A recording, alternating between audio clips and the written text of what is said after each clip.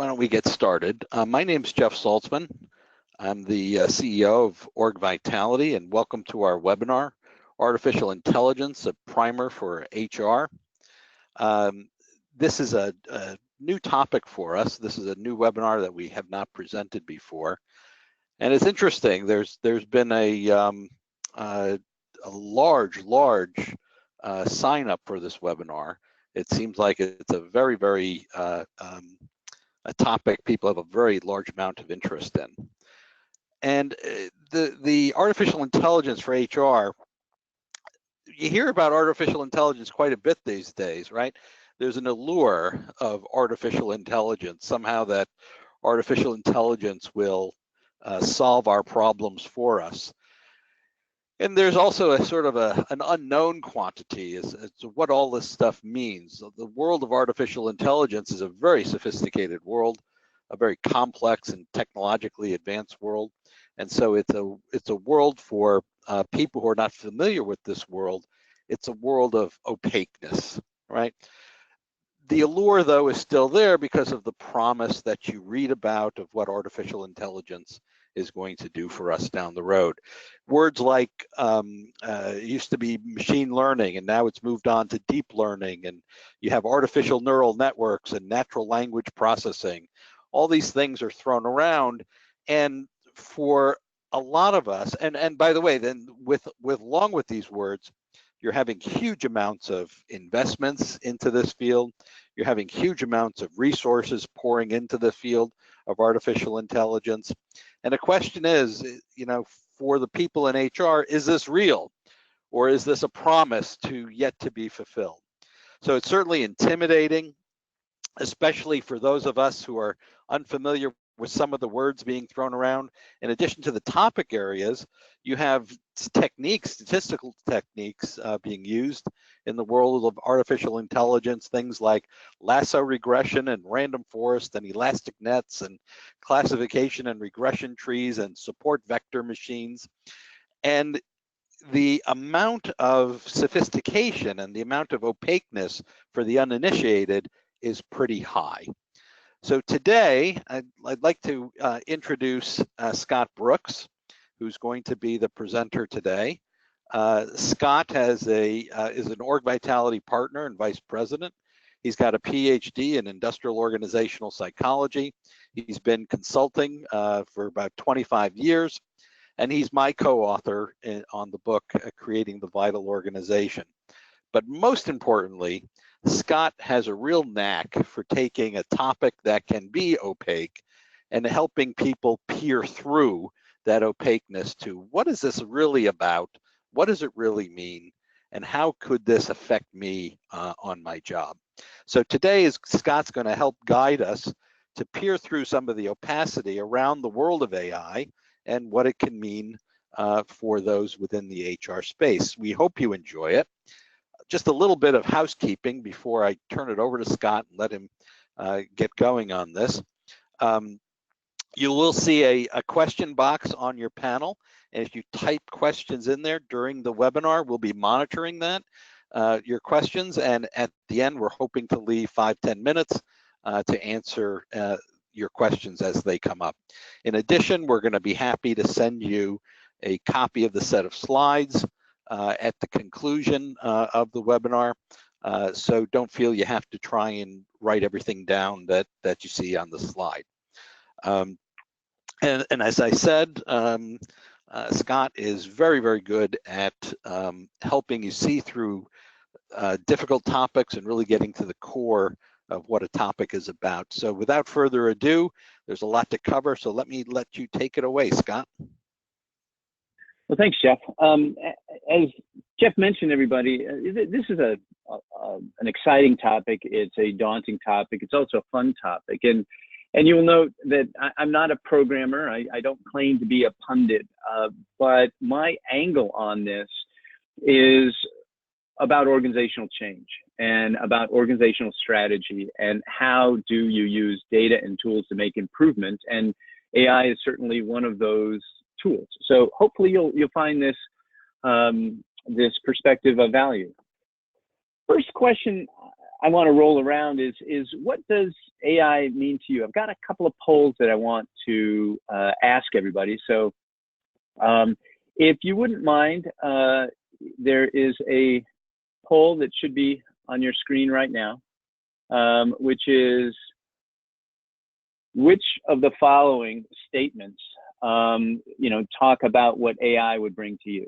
So please click on one or more of the following that helps to describe what you think you might experience or your organization might experience with AI. Okay. Just a little bit more.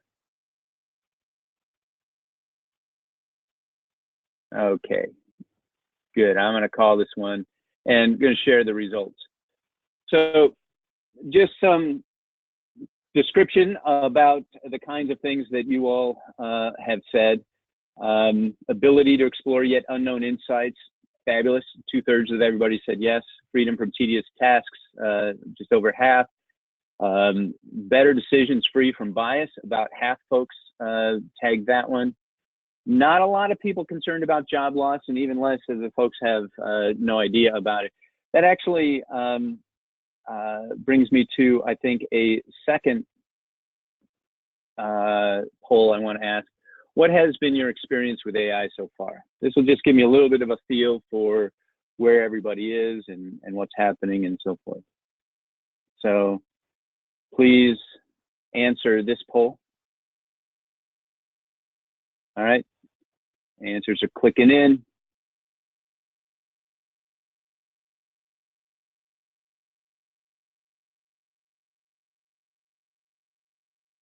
Okay, give it just a couple more seconds. And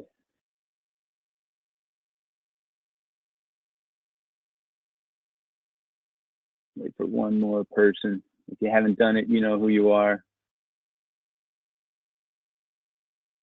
Going. All right. Interesting. We have pretty strikingly even results. 1/3 of people a little anxious. 1/3 of people maybe explored a little, but not really dabbled.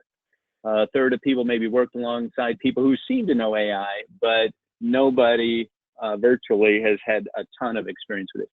That's perfect. That's really helpful. So let me go back to the slide deck here, and we'll sort of continue down as we go. So AI can mean a lot of different things to different people, and I think we've already experienced that through the polls. You might find when you think about AI, you gravitate towards one or more of these visions of AI that maybe represent some concern or conflict. Didn't get a lot of that in the polls. Some may see AI as a way to conflict with people or replace people or help people. Some may see it like it's a domain for hackers who are not yet 12 years old or so forth. Let's get into this. In this webinar, we're going to cover, what is AI, and importantly, how to think about it. And the big theme here is how not to abdicate to the mysticism of AI, how to insert yourself because you have something to contribute. And so there will be implications today for non-techie users of HR, and in particular, we're going to be focusing on some of the HR-related arenas. What is it that HR can do? How does HR respond, and so forth? So the first question is, what is AI? The broad definition that exists out there is different versions of this. AI is the ability of a system to perform tasks otherwise requiring human thought, often in a human-like way. It's a pretty broad definition, and AI is broad. Even before you had your first cup of coffee this morning, I'm certain that you interacted with AI probably in multiple ways, whether it was just the Bluetooth connection to the coffee machine, literally, whether you spoke to your phone or some device to shut off your alarm, the traffic routing to get you to work, the facial recognition that we are unaware of, but is no doubt happening all around us, whatever, voice recognition, general pattern recognition, it all exists. And so it's broad, and we're going to break this down a little bit as we go, but what is it not? AI is not necessarily interacting with a bot or a robot, right? So it can be, of course, but think about predicting skin cancer. Is that mole on your arm skin cancer or not? That's not interacting with a bot, but that is a ripe, very productive field for HR. It's also not the same process as human intelligence. I'm going to get into this a bit more. It tends to be a much more brute force statistical process, but it can look like human intuition. But don't confuse appearing like human intuition to be the same as acting and processing like human intuition. And then the last thing about what it's not is at least today, it's not artificial general intelligence or AGI, where it's a myth that general AI exists or is useful. More specifically, maybe a self-driving car cannot identify credit card fraud or detect melanoma. The AI now exists generally as splintered systems to do something specific. And even Watson at IBM seems to be realizing that curing cancer generally is a much harder task than it seems. So, you know, this also concludes or is related to the fact that there's no real progress in creativity yet. And AI is best for more systematic hunts through large data sets. So while this might make some of you sad, don't expect the rise of the robots anytime soon. What can we say about HR specifically? Well, you know, just like anywhere else, you can apply AI wherever data exists. But today, what that means for AI is about 80% of AI services in AI services in HR relate to hiring. And so there's a lot that's related to recruiting, sourcing, screening, applicant tracking, assessment, interviewing, forecasting, staffing, and more. That's where most AI in HR lives. And if you think about that, it makes a lot of sense. It's a process that we all know pretty well, that has some tedium and has some routinization to it, and often a large amount of data. Some specifics, there's one example of a firm that's claimed to develop AI that predicts receptivity to a headhunter call. So headhunters might not call everybody, but there might be some cues in a LinkedIn profile and other things that says that you might be receptive. Other common areas within HR that have been emerging, flight risk, especially with low unemployment and where the economies are strong. This is an emerging concern for organizations, and so of course we apply AI to it. This can vary from the kinds of things that we get involved with, like predicting turnover based on employee survey results or other kinds of data like that. Kronos has a claim that even small variations in when employees clock in and out might predict turnover. There are also some people looking at whether turnover rates can highlight the presence of sexual harassment inside organizations. Generally speaking, a lot of text processing is at play, even in the world of employee surveys. At least 2/3 of AI applications are in and around related to comment processing. Then there's also process management, help desks, other kinds of bots, and so forth. If you want something that's pretty cool, go Google the HR Examiner watch list for 2019's is out right now, and it will list a lot of different kinds of things. One thought to hold in your head is that many of these things are not just about predicting the future, but they're about making decisions about people, particularly all of the hiring sidebar there. And so hold that in your head. It's like, how should that change things? where you're not just making predictions, you're making decisions about people. Second thought to hold in your head here is that most areas here, and in fact for AI in general, they focus on more specific challenges. And so this brings us to point number one of our handful of 5 big points. AI works best on specific known tasks, and we call that current performance. And just to highlight what that is a little bit, so you can think of current performance as opposed to future potential, where current performance is about execution, future potential is about exploration. Current performance is where problems and questions and processes clearly exist. Future potential is more about the creation of new products and services. That's where humans have their touch. AI might be new to you, but that doesn't mean it's creating a whole new domain of activity for you. And so you want to work on things that AI works better in defined or routine problems, less about the creativity. And really importantly, AI loves its data. And so working where there are existing data sets or data sets that can easily be created with known success metrics, that's where AI wants. Generally, it's based off of large data sets. So as you think about where you might apply AI, and if you are looking not just at what's out there for HR, but rather where can you benefit, think of big problems or tasks that require, some fair amount of routine cognitive work, and that's where AI lives. Not necessarily new problems. Think about, detecting melanoma. There's a lot of work out at Stanford about taking high-res pictures of skin blemishes or moles or other kinds of marks and figuring out, is this skin cancer or not? Or bank fraud. I don't know how many of us have never received from our credit card company some sort of notice asking us to confirm whether certain charges are in fact valid. Those are great. Those are routine. So if that's what AI is, how do we apply it and how does it work?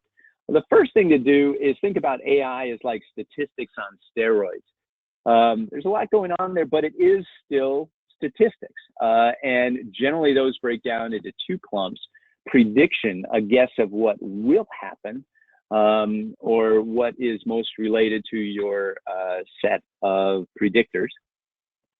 And then classification, how do we clump things into natural groups? What faces or words or employee profiles tend to clump together? Some buzzwords, you're certainly going to hear about this. Jeff mentioned a bunch in the beginning. I'm not really going to go through all these and what they mean. You can check out Wikipedia for that. But there are some words here that might be familiar to you, like regression, lasso regression or logistic regression, or different kinds. But it's regression, which is a super form of correlation, right? Are things related to an outcome of choice? There are trees, shade trees, random forest, other kinds of things that clump groupings of cases together to try to match them against some sort of outcome. Machine learning, by the way, not synonymous with AI, although a lot of people tend to use them interchangeably. Machine learning is all about refining pattern recognition based on new data and matching against outcomes. Natural language processing, NLP, is one of the biggest areas. That's where you basically convert text into math that then you can analyze and understand how it relates to various outcomes. So these are just some of the buzzwords. Some of the implications, though, that I want to get into based on this is that some basic research methods here may sound familiar, even if some of the newer tools are not familiar, right? So the idea of regression and outcomes, dependent variables, that kind of thing. Even if you don't know about AI and can't program in R, you can still apply research methods thinking to these kinds of things. Excuse me. Second is that AI vastly numbers the number of variables and interactions examined. So it is kind of like stats on steroids, but instead of looking at, 3, 5, 10 variables, You can look at hundreds of variables and interactions and combinations of those variables. And, I say hundreds, I'm being nice, it could be thousands or more. This brings a lot of power, and it also brings a lot of risk. And we'll talk a little bit about that later. But essentially, what AI does, just like any other statistical approach, is it generates an output that says something kind of like, hey, if everything's like it was before in the data set that you gave me, I'm going to say that now X is your likely answer for any particular case or any particular prediction. It is judging something based on the historic data you give it. So it can't jump too far away from that grounding, that foundation of the data that you've given it. Now, I said before that AI doesn't actually process the way a human processes, but on the surface, it can look a little bit like that. Let me give you a visual example and indulge me in a little bit of an imprecise illustration, but it's highly, highly useful. So you can think about this, what do we see? See a bowl of fruit. That's a nice bowl of fruit. It's tasty, might want it. What does AI see when it looks at that? It breaks it down. It's got some component parts.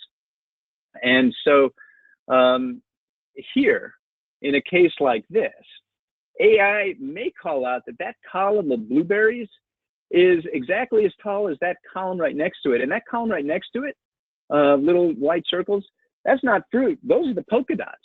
So the AI can't tell the difference between the polka dots and the fruit, but it counts it up and figures it out.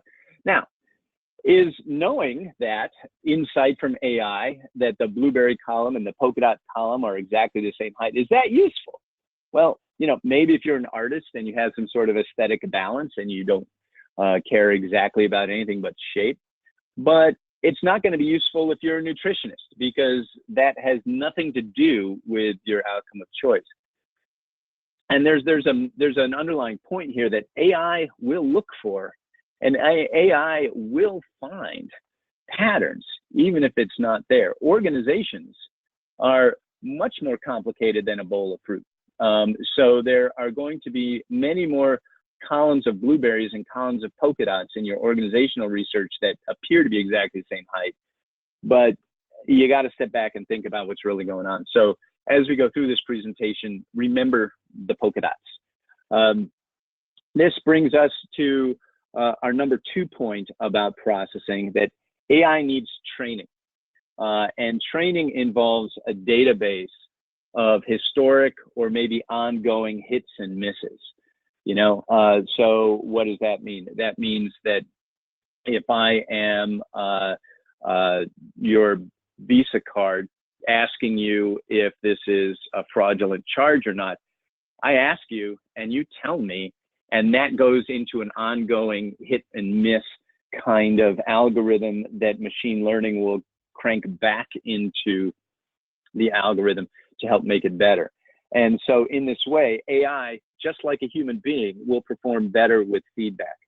We can't pretend that we can just go put something into AI and never look at outcomes again and never test it.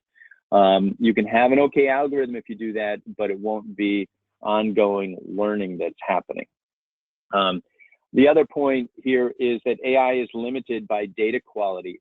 If your data about ongoing or historic hits and misses isn't really good, or if you don't even have a sense of hits and misses, you just say, AI, go in my database and tell me what's going on, that's not a good question. It's a better question to ask AI, what predicts X? Or I want to learn more about Y, right?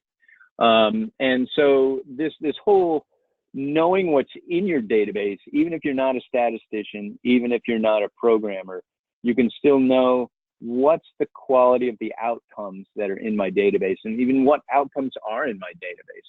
Those are going to be important. So hold that thought. We're going to talk a little bit more about, processing and outcomes and quality in a little bit later. But I want to press into this analysis approach a little bit more. And don't worry, not going to ask you to do any math. I want to talk about a concept of prediction versus understanding versus control. I can predict the weather, right? I might know if it's going to be sunny tomorrow. Do I understand why it's going to be sunny or not? Well, maybe. And if you're into meteorology, you certainly could understand it. It's understandable, and tracking high pressure systems and so forth flowing across the United States. But can you control it?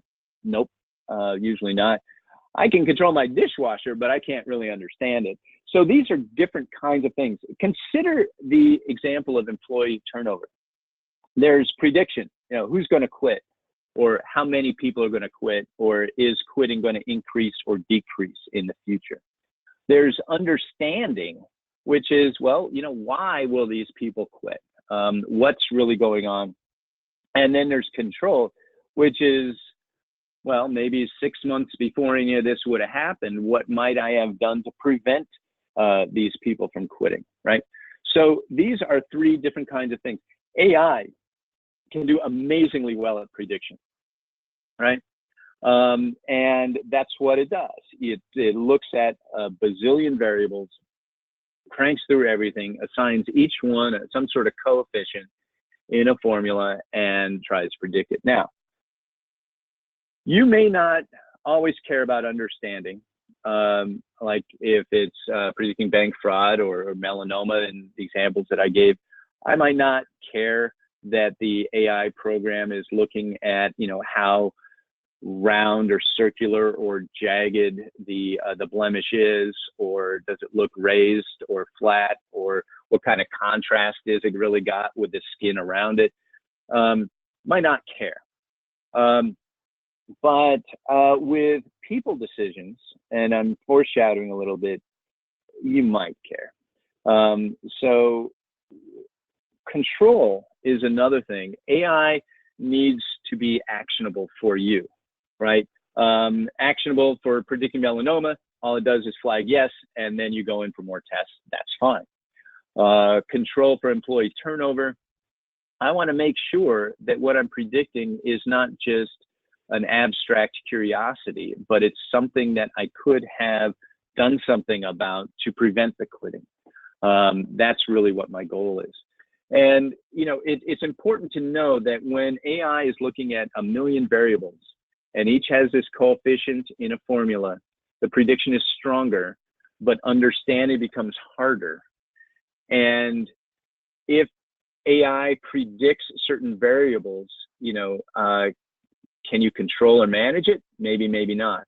One quick example in the world of employee surveys is certain predictions work better, perhaps, with employee tenure, and some might work better with employee age. Those two variables are very confounded. They're very related. Older individuals tend to have longer tenure in organizations. That's just what happens. But some of them are more easily worked than others. You might decide that tenure is a little bit more organizationally relevant, something you can talk about, and age might get you into other kinds of issues. So you want to make sure, and you want to tell the people running your AI systems that, what kind of control, what kind of actionability do you want out of what's happening here?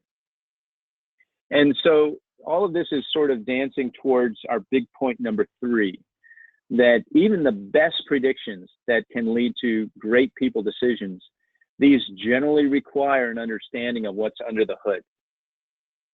Machine learning does not care whether its predictions make sense. Letting it go, it just goes and makes predictions. People do care.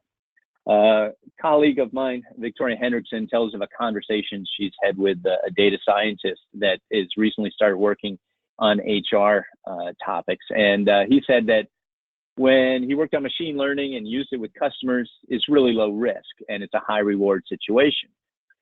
If they're working on things and they get it right, they might offer a flawless customer experience. But if they get it wrong and they make a bad call in designing a system, or they use bad data, then maybe the customer spends an extra few seconds on the website or has a slightly clunkier experience.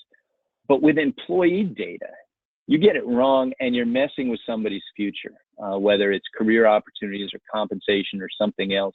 It's someone's work and it's someone's life and it's someone's livelihood. The stakes are higher, and so the need for understanding is greater in HR. And so this is one way in which the application of HR to AI, of AI to HR areas is all the more important. So we've been describing a little bit about how AI works. I want to make an important observation that AI, we've said, doesn't act like machines or like people do, but AI may also not act like machines normally act. What does that mean? Well, what do we expect when we interact with a machine?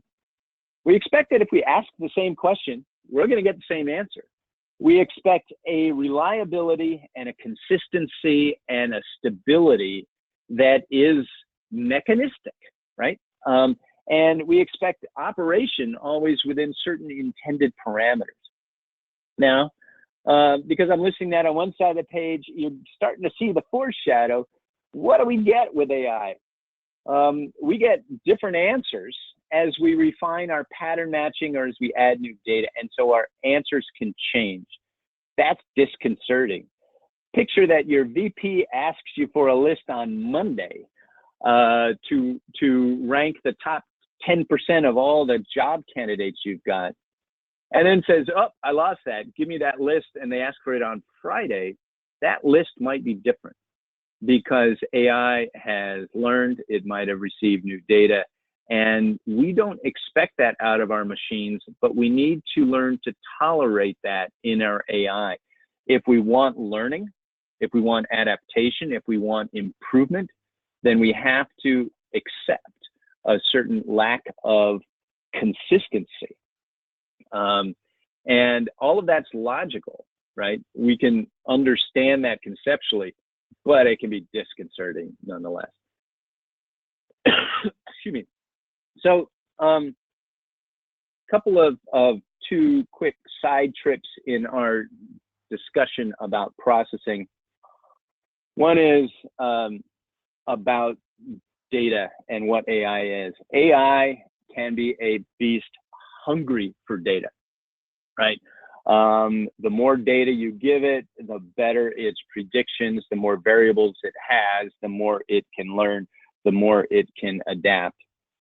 And, you know, often AI wants a little bit more generic questions, a little bit more generic data format, and that might not match your unique challenges.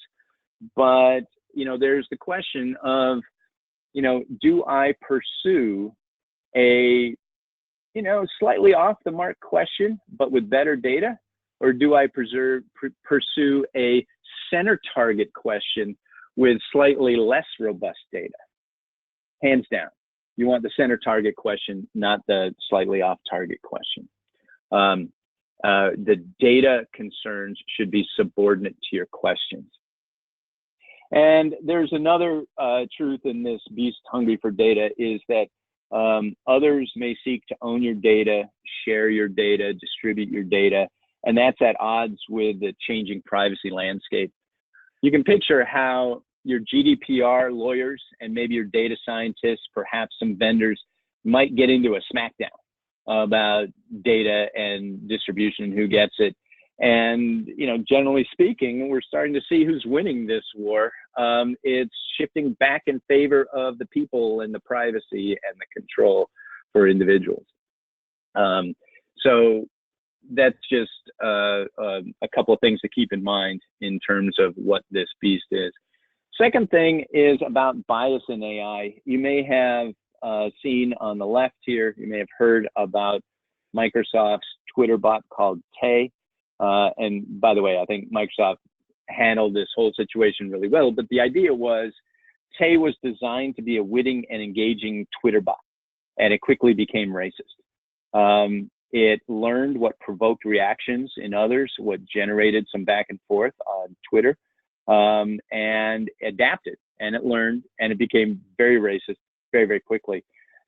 Maybe this says a little bit more about society than about AI, but that's one example of where AI learned, but it learned in its focused way, and it did not have "don't be a racist" in its outcome list, and so it didn't worry about that. Picture on the right reflects some machine learning in assessment that when you pile in a lot of variables. In one particular case, one of the things that predicted sales performance on the job was whether or not you're captain of the football team. Now, that's statistically true, that in the database, the people who were captain of the football team actually went on to become better performers. But what is that also? That is also bias.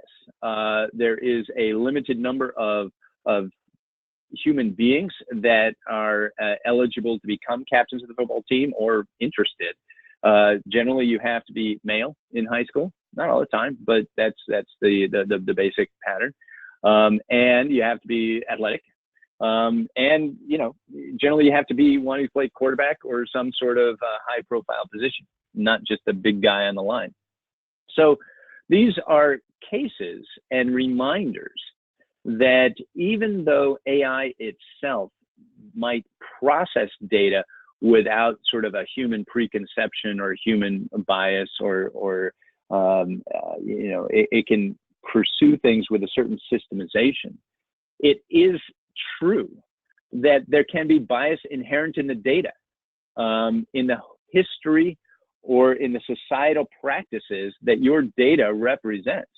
And so bias will be in AI, and we need to expect it. Bias, in fact, can be managed. It cannot be eliminated. To expect that AI is machine processed and therefore bias-free is fallacy. And this brings us now to number 4, which is, so what are you to do? You want to evaluate AI as you would a new employee. We're all good at this. We don't need to be math wizards to figure out how to do this.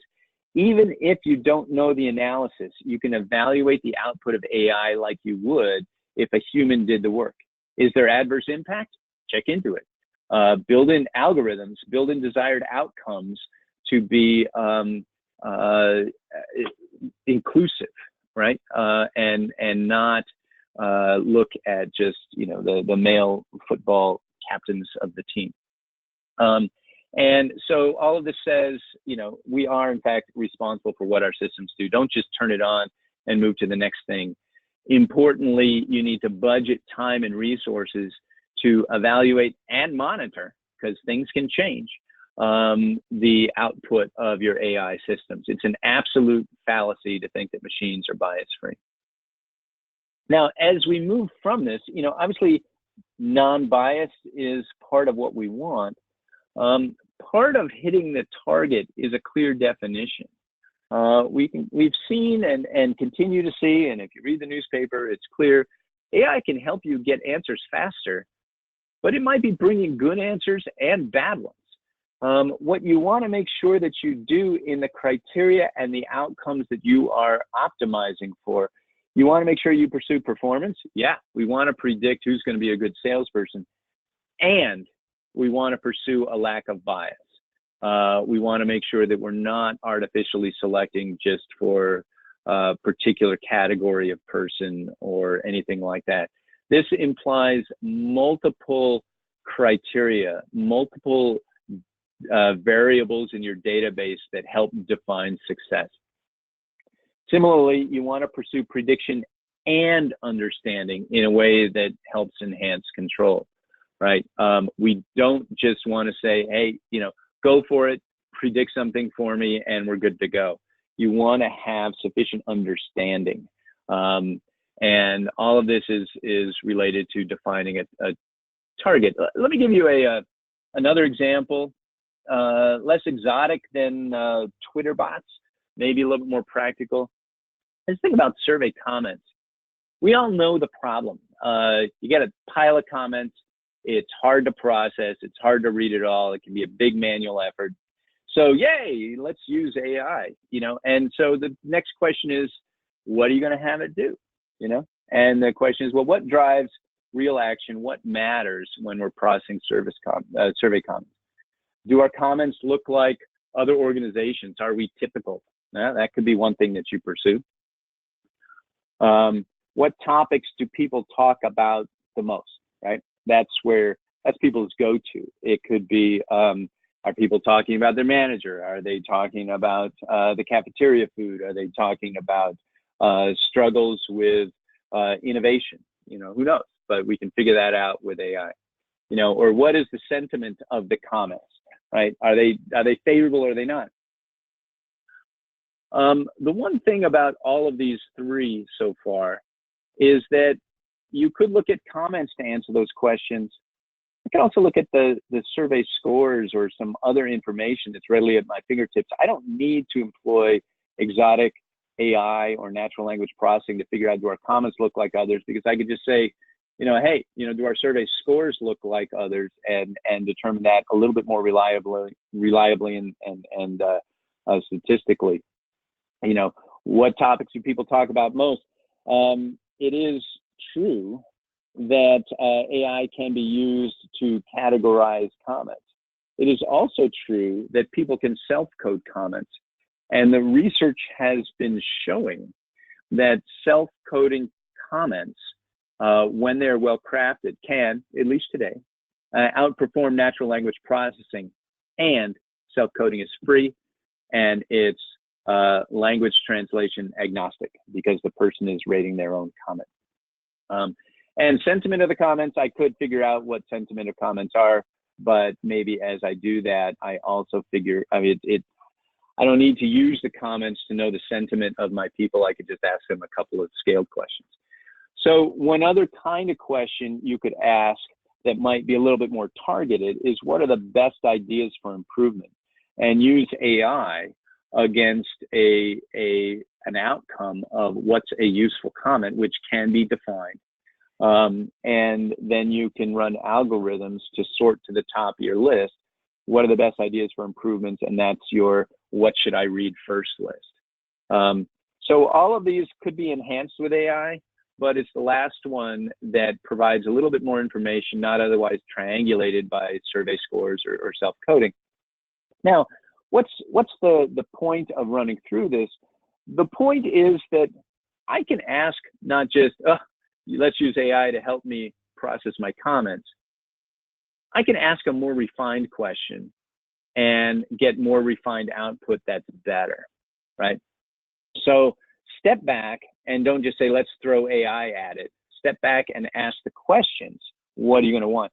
You may not conclude, like I sort of rattled through here, that the last question is the better one. You might find something else.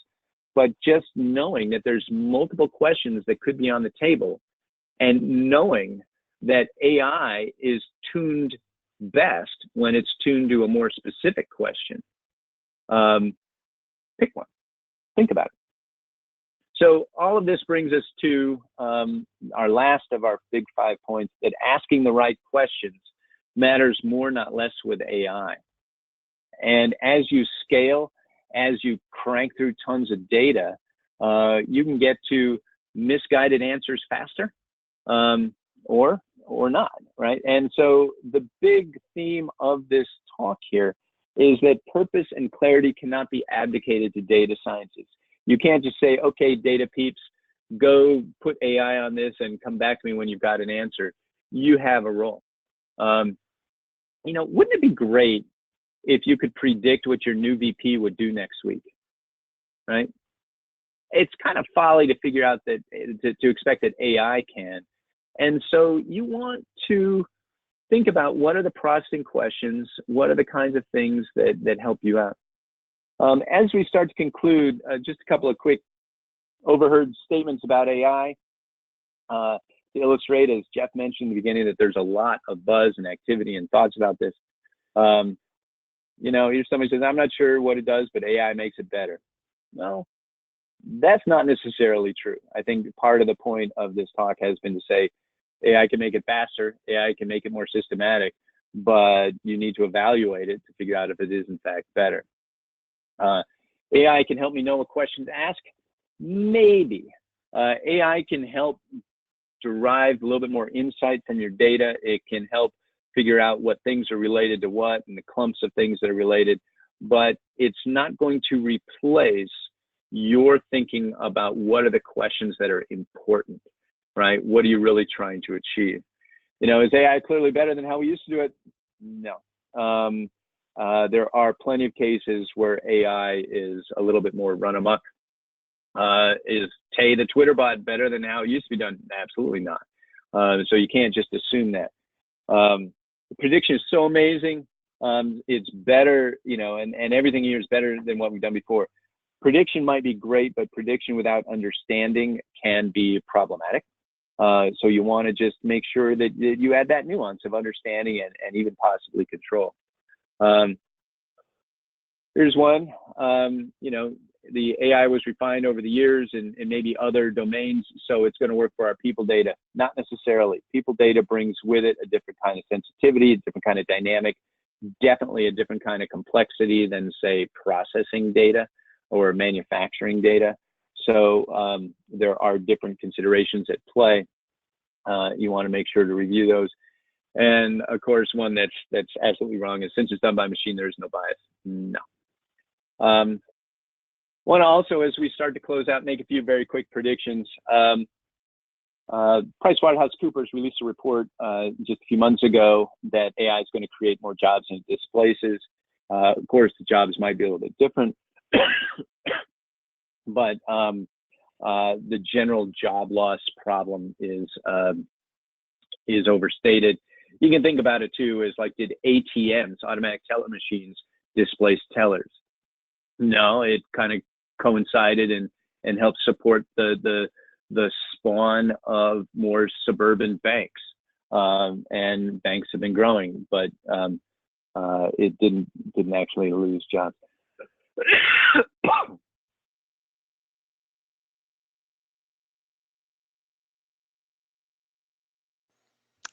Scott will be right back after he's done coughing.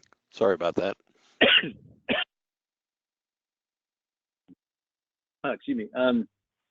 Some applications will be amazing. The last thing I want to imply here is that I don't think AI is fantastic and fabulous and worth exploring, but some will run amok. There is an example of McDonald's.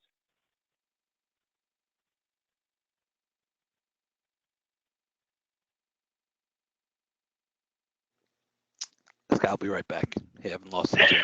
Excuse me. Sorry about that. McDonald's is considering facial recognition technology that when you enter, it'll figure out who you are. And so by the time you hit the cash register, it'll suggest what you should order. Do we really need that? Do you really want that? The creep factor is a little large on something like that. But it's happening. These are the kinds of things people are thinking about. I think another quick prediction is that liberal arts majors have a role. And basic research methods thinking will always have a role. Also true that as things evolve, new techniques and new labels will supplant AI. But they're going to be statistical and data processing tools of different types to accomplish objectives.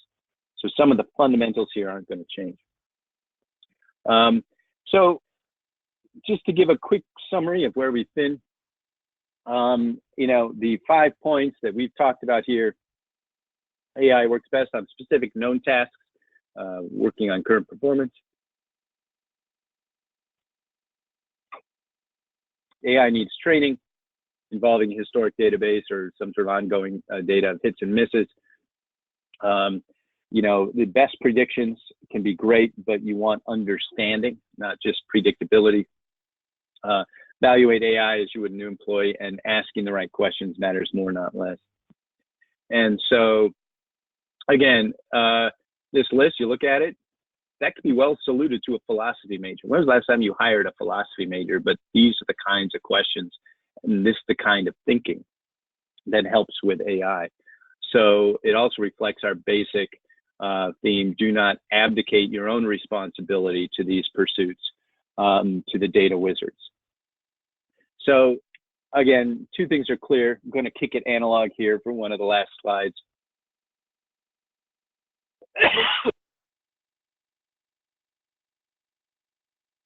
certainly the best and the coolest, most useful AI applications don't yet exist. You cannot abdicate your responsibility. More than that, you want to be a cheerleader for how non-data nerds have a critical role in how AI unfolds. So with those two conclusions, it's now time for questions. Any questions or observations anybody has? Jeff, you can look in the question box, see if anybody's asked something. If something's occurred to you, please put it in the question box, and then we can take your questions.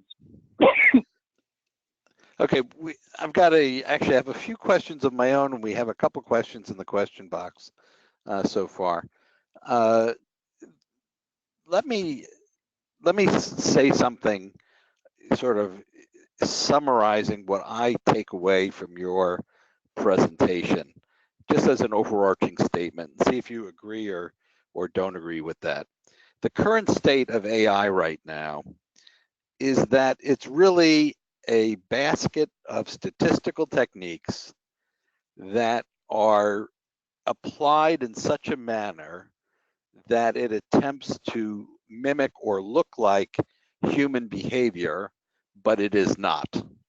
It is still the techniques that, while they may be more advanced or slightly different than what we learned in graduate school 20, 30 years ago, essentially at its core, those statistics are what drives AI. Would you agree with that, or am I overstating it? I think I'd agree with that in principle. I think some of the things that make it, different in scale certainly is the number of variables and the number of interactions and the number of things that can be looked at, right? Size of the databases and so forth. But and that can generate some new findings. But the other thing that's a little different about this is the ability to adapt. And the machine learning or the deep learning, where the algorithms and the pattern recognition may evolve over time. But I think fundamentally, the point that comes out of your description is that we can use the thinking and the critical reasoning that was developed years ago in grad school to apply to AI applications today, and they will generally not lead you astray. Right. It's sort of a basket of new techniques that will feel somewhat familiar for those of us who took statistics in school. Oh, yeah. Yeah. You can use a lot of your statistical thinking, apply it here, and the concepts work. The coding might not, but the concepts will. One thing that occurs to me also is when you talk about the number of variables and the number of relationships that are looked at, what is the risk of false positives? The notion is if you do 100 correlations, 5 of them, 10 of them may be, come up as significant just simply due to chance. So given the statistics being used in AI and the number of variables that are being used or looking at and the number of interactions, what happens to the number of false positives that get generated? It can go up, but you're also looking at sort of ongoing training that can sometimes help against that.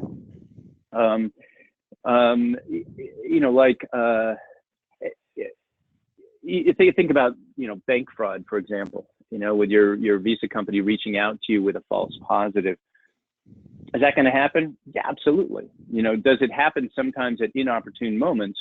Sure, but the credit card companies are thinking about covering their own bases and managing their own risk, and so false positives can be a little bit of a problem, but it can also be overcome and adapted to. And whether you're talking about a false positive in bank fraud or melanoma detection, or a false positive in promoting to CEO somebody who really shouldn't be there, each one has a different kind of risk and a different kind of sort of recovery depending on if you make a mistake. So we're talking about a huge variety of decisions and implications. So I think the risk isn't just a false positive in maybe a historic sense, but spotting a pattern that's really not a pattern, like the polka dots lining up with the blueberries. Organizations are complicated. It's hard to do it, and I think what we want to be doing is matching up understanding alongside the prediction to help us navigate. Yeah, one of the questions that came in asked us to talk more about learning bias. And it reminded me of a sample or a system that some airlines had put up. When they have an oversold flight, they have AI systems now to say, okay, who gets kicked off the flight? And what they do is they start looking at, well, let's not kick off our most valuable customers, right? The most valuable customers are the people who pay, the highest prices, travel the most frequently, and so forth. And that system would be inherently biased against sort of the low cost vacation traveler, the occasional traveler, people who only travel when they can get a discount on an airline. And essentially, it would be biased against lower income people, right? In some respects. So with the best of intentions, the airline is saying, let's maximize our revenue. Let's not upset our customers who pay the most. But by doing that, they're building in a bias against a certain class of people. And so there's no ethics built into this system that I can see. And, John Rawls talks about the veil of ignorance, which is, if you're on either side of a particular decision, what would be the negative impact to you? And can you make that decision to reduce the negative impact against traditional groups that are negatively impacted by some of these decisions? So in all of your reading and all of your background, Scott, have you seen any attempt to build a sense of justice into AI systems? Or since it's just statistically driven, are we not at that point yet where AI systems can somehow apply justice to the decisions that they make? And we may have to do a whole big other answer on that. There's a big answer to the big question, but I think that just left with one outcome to pursue, right? Like performance, or of somebody, or dollars spent by airline passenger, something like that. Then the system will pursue that, and it's going to run into certain problems, because you can warp anything if you chase it too hard and with too much monofocus. But you need to step back and evaluate the system and build in other criteria, like adverse impact in selection.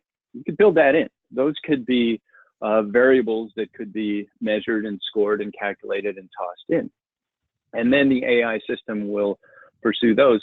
But we can't assume that all of the known outcomes are sort of baked into the system from the start. You think about, like, another just quick example is various terrorist watch group kinds of things. They might find through AI that a lot of Middle Eastern names might have a hyphen in them. And so having a hyphen in your name might somewhere deep in some system be a predictor of being on some sort of watch list. How do we know that? And how do we find something like that deep within the system? How would you feel if you suddenly realized that having a hyphen in your name puts you in a different category, right? These are things that makes the understanding part, not just the prediction part, hugely important. And so the bottom line is, if the person who is programming the system is not purposely thinking about what are the implications of doing it this way from a justice standpoint, the system can be built to be extremely biased against different groups of people. And so to your point that just because it's done by AI has nothing, doesn't mean anything at all about whether this thing is done with bias or no bias. So to build justice into a system seems like what you have to do is spend time figuring out how do you translate justice into a mathematical equation for this particular application, for this situation that I'm trying to program the system to do. And more than just justice, you need to budget time to evaluate whether your AI system is doing what you want it to do and doesn't have other kinds of unintended implications. Yep.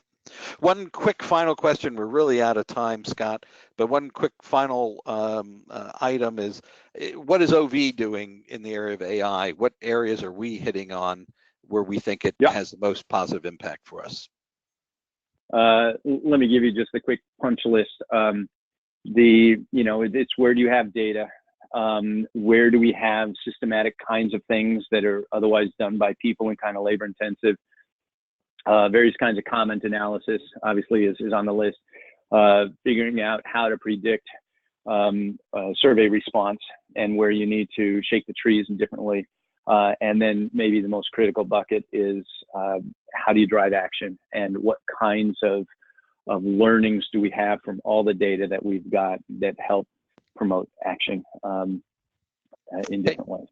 Thank you very much. We've got a couple of webinars coming up. If we could advance one slide, we can show you the list. We'd be pleased to have you guys register for 2 webinars. One is about life cycle surveys, and that's the idea of looking at an employee all the way from attraction, how do you get them to apply to your company, to the exit interview, and Brotopia, which is looking at certain aspects of a biased culture within organizations. So those are coming up in November, December. Please take a moment to sign up. And as you exit today, there'll be a short little survey. Please take a moment to tell us what you thought of today's webinar. Thank you very much for attending. Any final comments, Scott?